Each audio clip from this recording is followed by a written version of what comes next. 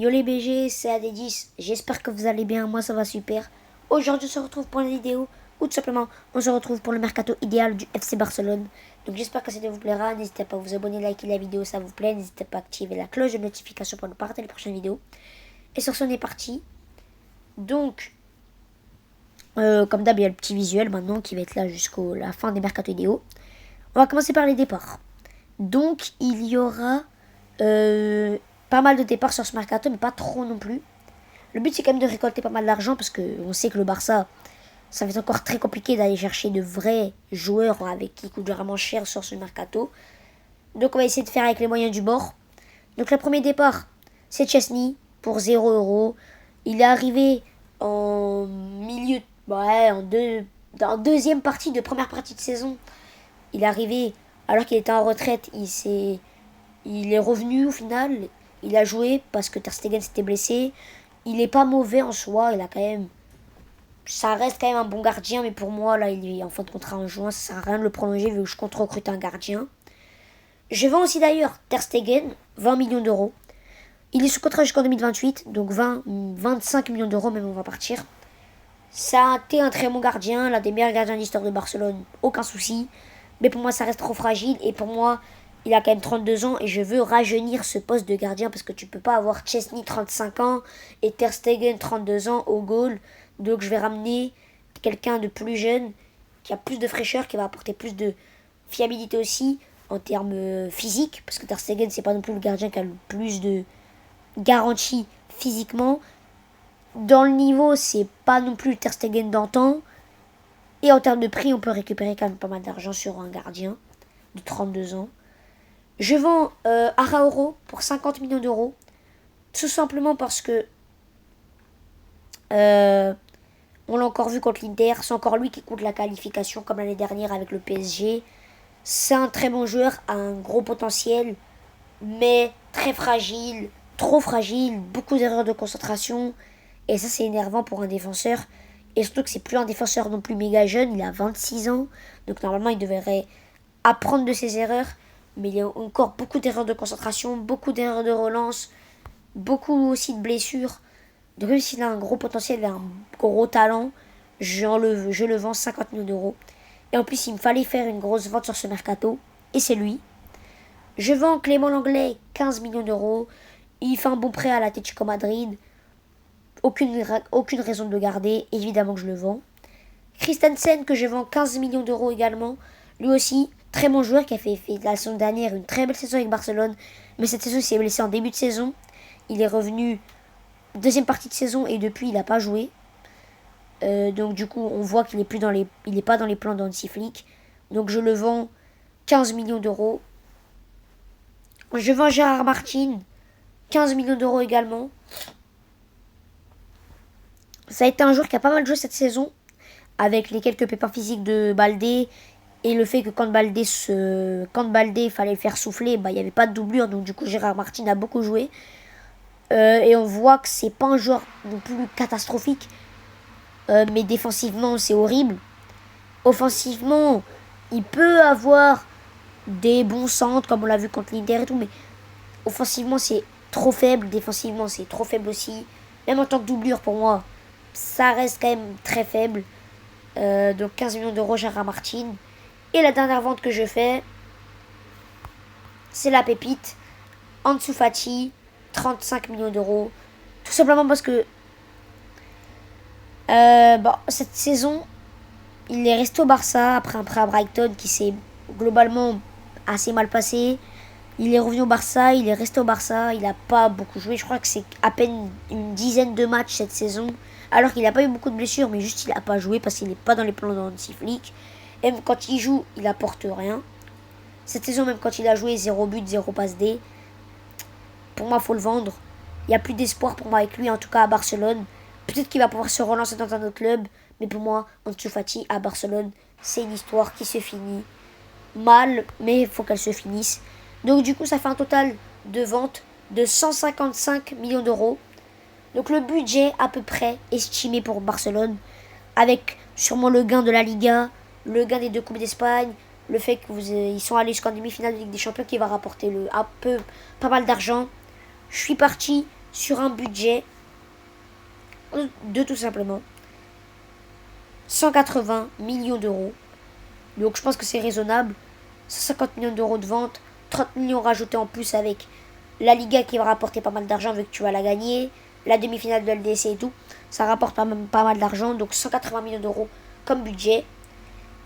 Sur les recrues, ça va pas être non plus un mercato où je vais vous faire des recrues all-time. Je vais pas recruter des joueurs, des pop stars. Je vais pas vous recruter des top players non plus sur chaque recrue parce qu'on n'a pas beaucoup d'argent. Hein. Donc j'essaie de recruter plus intelligemment. Donc sur ce mercato, il y a 6 joueurs qui vont venir. Un gardien de but titulaire, du coup. Vu que j'ai vendu Chesney, vu que j'ai vendu Ter Stegen et que je garde pas Chesney, il faut un gardien titulaire.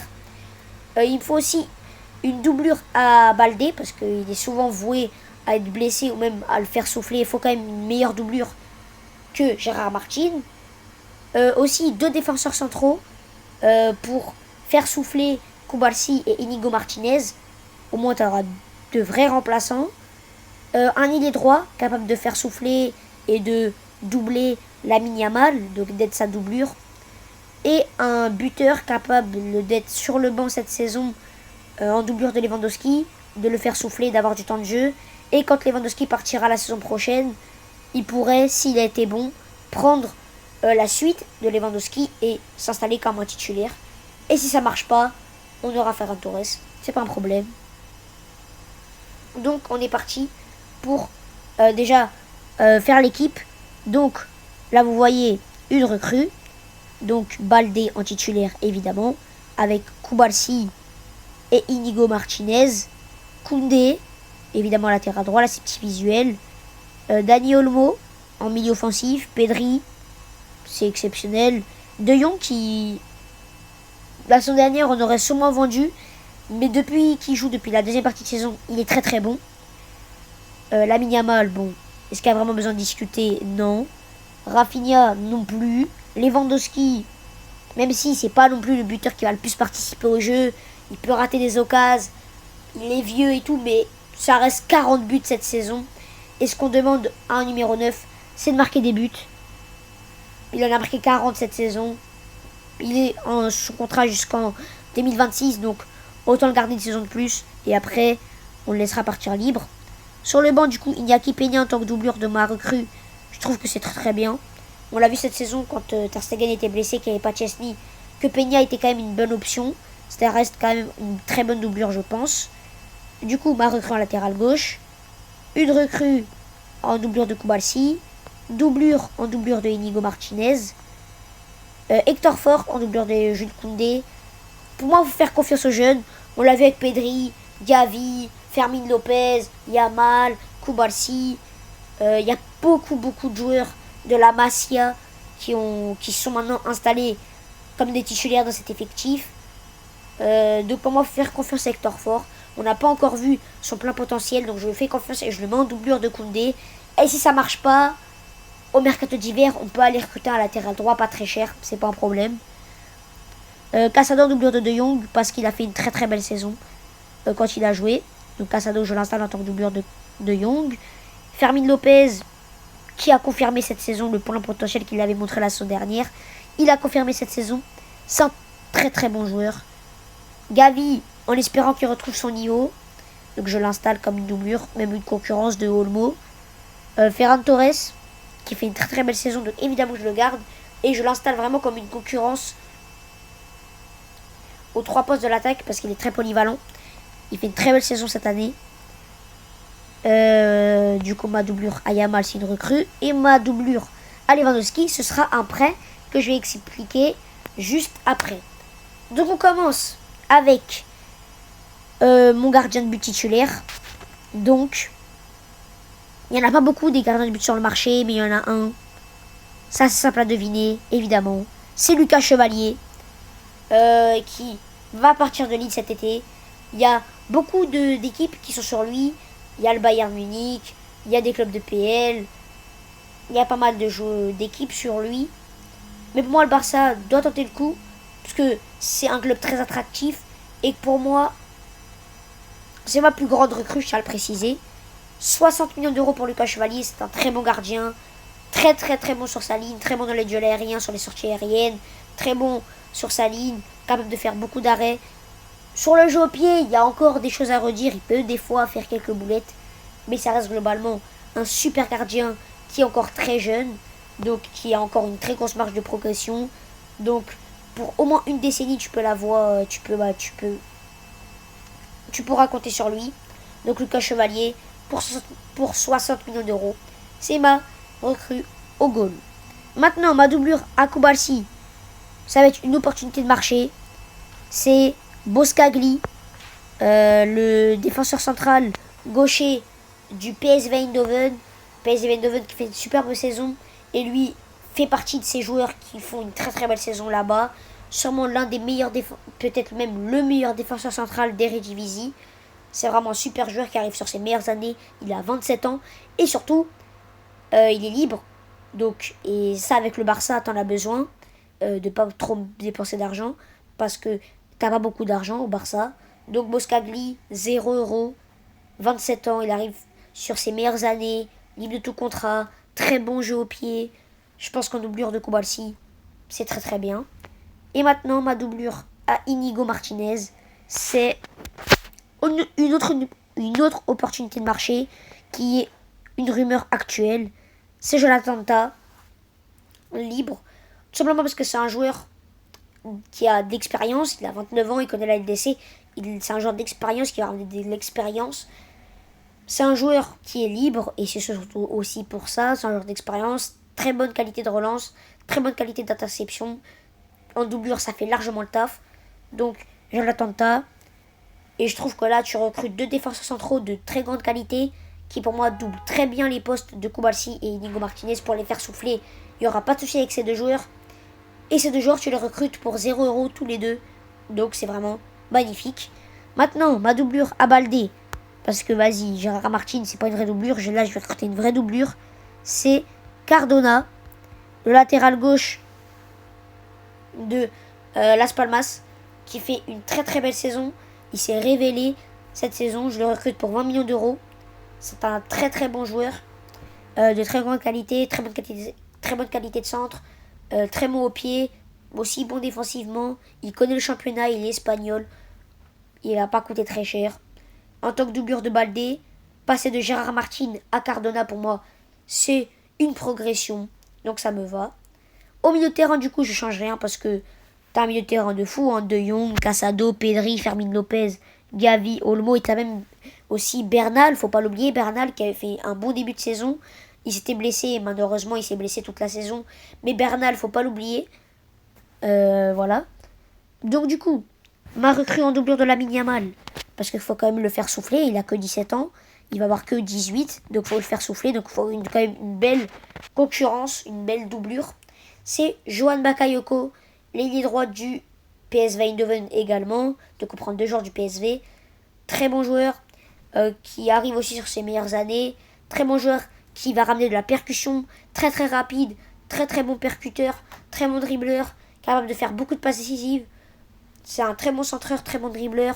Il percute beaucoup, très très rapide. Il va porter ce surplus de dynamite. Enfin, ce surplus de dynamisation. Je pense que ça se dit.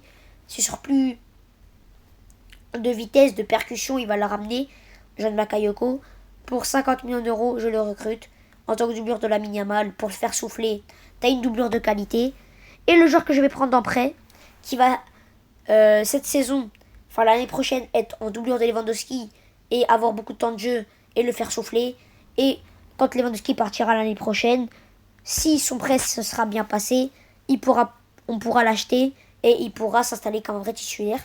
Mais le joueur que je vais recruter en prêt, c'est Moise Kean, le buteur de la Fiorentina, qu'on a déjà pas mal connu, la Juventus et au PSG. Il fait une très très belle saison à la Fiorentina, il est déjà à plus de 25 buts cette saison, il fait une très très belle saison. Je pense que le recruter en prêt, c'est pas un risque vu que c'est un prêt. Donc ça passe ou ça casse.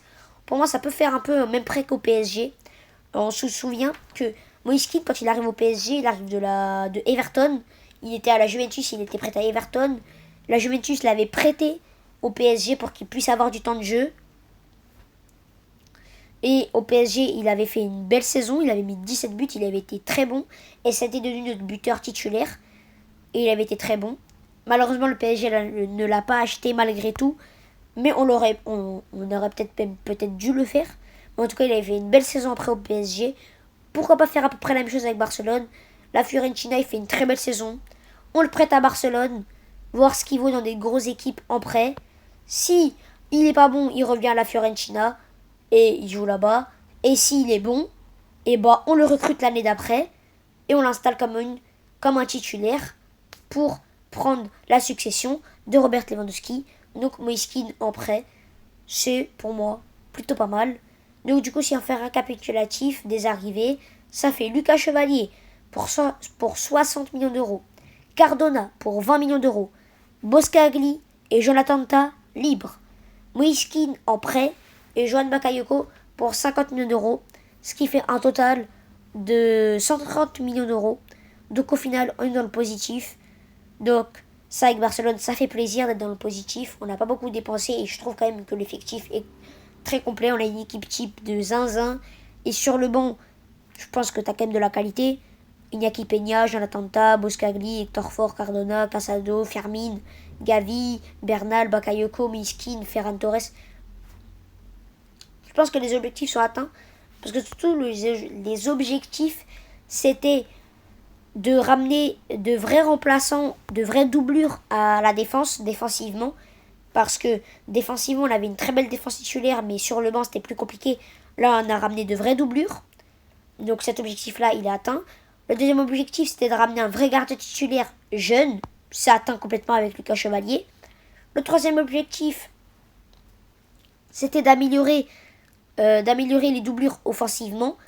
Donc on l'a fait aussi avec Bakayoko et Muiskin. Le quatrième, c'était de ne pas beaucoup dépenser sur le mercato et d'être dans le positif à la fin. C'est respecté aussi, donc je trouve que ce mercato est réussi. N'hésitez pas à me dire dans les commentaires une petite note sur 10 de mon mercato. N'hésitez pas aussi à me dire si vous avez d'autres idées de pistes pour Barcelone. N'hésitez pas à me les dire aussi. Disez tout dans les commentaires. C'est à 10 les amis. Prenez soin de vous. Ciao.